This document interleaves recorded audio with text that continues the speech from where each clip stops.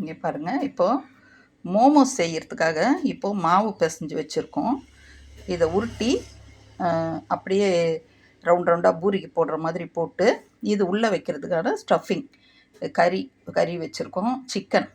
Chicken வந்து 150 gram chicken. இல்லை அதில் உள்ள ஸ்டஃபிங்காக வெங்காயம், பூண்டு பொடியாக கட் பண்ணி வச்சுருக்கேன். பச்சை மிளகாய் ஒரு பாதி பச்சை மிளகாய் வச்சுருக்கேன். கொத்தமல்லி தழை வச்சுருக்கேன். அதுக்கப்புறம் நம்ம பெப்பர் சிக்கன் மசாலா, நம்மளோட மகராசி பெப்பர் சிக்கன் மசாலா வச்சுருக்கேன். அதுக்கப்புறம் சால்ட்டு வச்சுருக்கேன். ஓகேங்களா, சால்ட்டு இருக்குது. இப்போது என்ன செய்யணுன்னா, இப்போ இந்த கறியை வந்து நல்லா வந்து அரைச்சிடணும். மிக்சியில் போட்டு நல்லா அரைச்சிட்டு அதுக்கப்புறம் இது எல்லாத்தையும் ஒன்றா போட்டு கலந்துட்டு லைட்டாக வினிகர் போட்டுட்டு, ஏன்னா தக்காளிலாம் போடக்கூடாது இதில், லைட்டாக புளிப்பு டேஸ்ட்டுக்காக வினிகர் வந்து ஆப்ஷனல் தான். உங்களுக்கு வினிகர் இருந்தால் போடுங்க, இல்லைனாலும் பரவாயில்ல. அதுக்கப்புறம் இந்த மாவை நல்லா திரட்டி அதுக்கப்புறம் இது உள்ள ஸ்டஃபிங் வச்சு அதுக்கு பாயில் பண்ணி எடுக்க வேண்டியது தான். ஓகேவா, அது மாதிரி செய்தால் சூப்பரான நமக்கு மோமோஸ் ரெடி. நான் செய்து காமிக்கிறேன், நீங்கள் அதே மாதிரி நீங்கள் செய்யுங்க.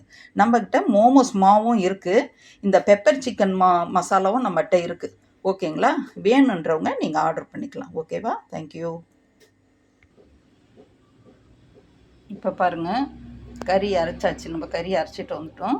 அதுக்கப்புறம் இப்போ இதெல்லாம் பொழுக்க லைட்டாக இது கூட வந்து சால்ட்டு போட்டுக்கலாம்.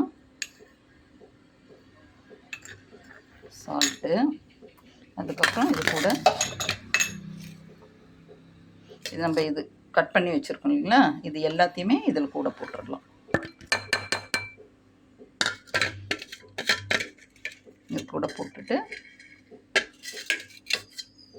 நம்ம மகராசி மசாலா பெப்பர் சிக்கன் மசாலா இதையும் அதில் போட்டுடலாம். ஓகேங்களா, இதுவும் போட்டாச்சு. லைட்டாக வினிகர்,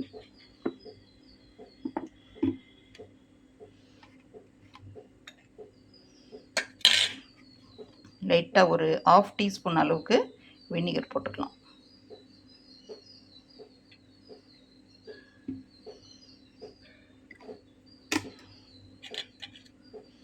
ஒரு 1/2 டீஸ்பூன் அளவுக்கு வினிகர் போட்டுட்டு இதை வந்து நல்லா பிசைஞ்சிட்டு இதை வந்து ஸ்டஃபிங் வச்சுட்டு அதுக்கப்புறம் அந்த மாவு திரட்டி அது உள்ளே வச்சு நம்ம மோமோஸ் மாதிரி செய்தாலும் செய்யலாம், இல்லை கொழுக்கட்டை மாதிரி உருண்டையாக செய்தாலும் செய்யலாம். செய்துட்டு நம்ம பாயில் பண்ணி எடுத்து சாப்பிட்லாம். ஓகேங்களா, இது பாருங்கள், இந்த மாதிரி வட்டமாக தட்டிக்கிட்டு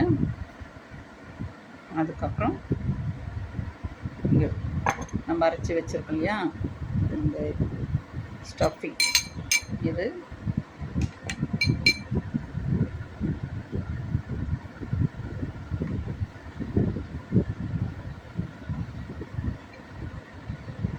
இதில் ஒரு ஸ்பூன்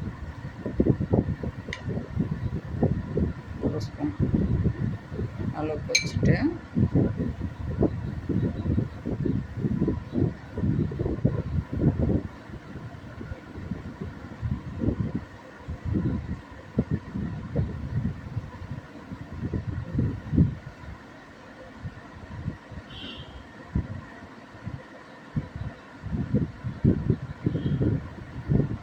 பெரிய அளவுக்கு செஞ்சுட்டு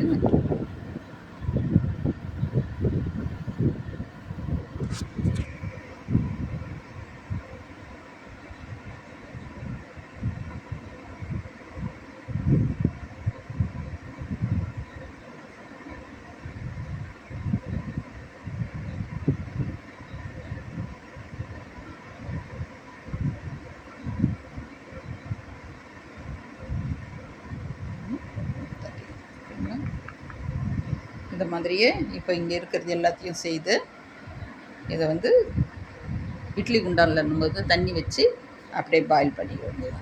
ஓகேவா.